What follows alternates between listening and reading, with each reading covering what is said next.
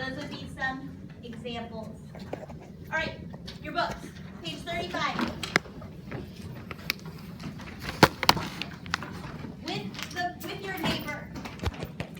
With your neighbor, discuss D4 and D5.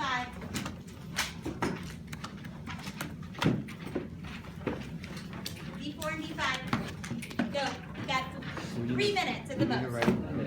No, you don't have to write them down. You can if you want. We'll talk about them, but discuss. Go. And those problems weren't like 3 or 4 of them skewed right and only 1 skewed left. Yep.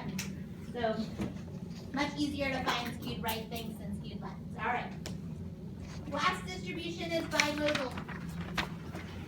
It doesn't have to be limited to bimodal. We have like trimodal and et cetera, et cetera. But bimodal would be 2 peaks. Oh, there you go. You said, look at my notes before I said. All right. So here would be a picture of it. Potential picture. There's lots of them. That's one of them. Does anyone have any idea of some population that would be bimodal?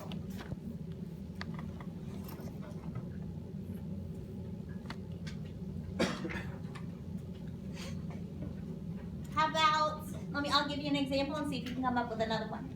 How about age of people in this building right now? Is it bimodal? Yeah. Why?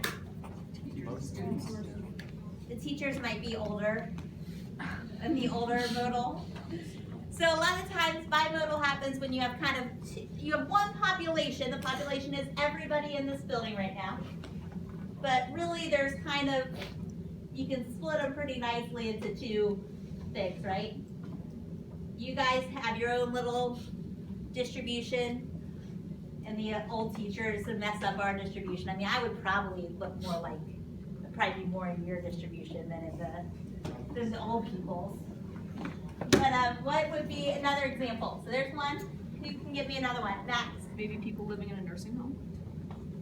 Or working and existing? Existing in a nursing home. That would be, I would definitely say, an example. What else?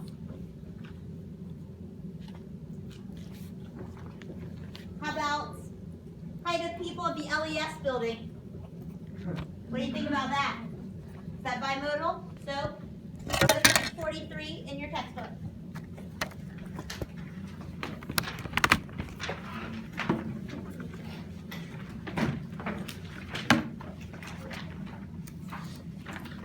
Take 1 minute with the person next to you and decide which are quantitative values, which categories, which columns are quantitative, and which are categorical, and write them down in your notes. Go. Good one. Let's see here. There you go. Guess mammal isn't really even, I hesitate to say mammal is categorical, although I did put that in here. It's really more of a, we'll just cross that out, I don't like that there. Mammal is more of a descriptor, what we're talking about. So I'm going to just throw that. But I could take the data and make it categorical. I could put it into different subgroups, but I don't like it. Okay? Okay. So dot plots, talked about them already. You have to already do one. So this, for instance, is the dot plot for the average longevity of mammals from what that data is you just looked at.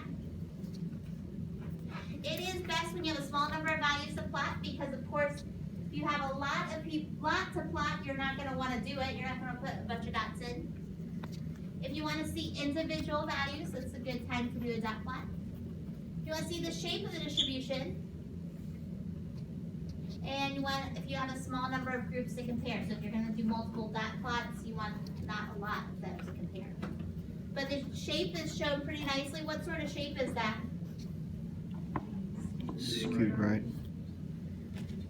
Skewed. Right. Right. Right or left? Right. skewed right. Yes? Pushed it. Bulldozer is coming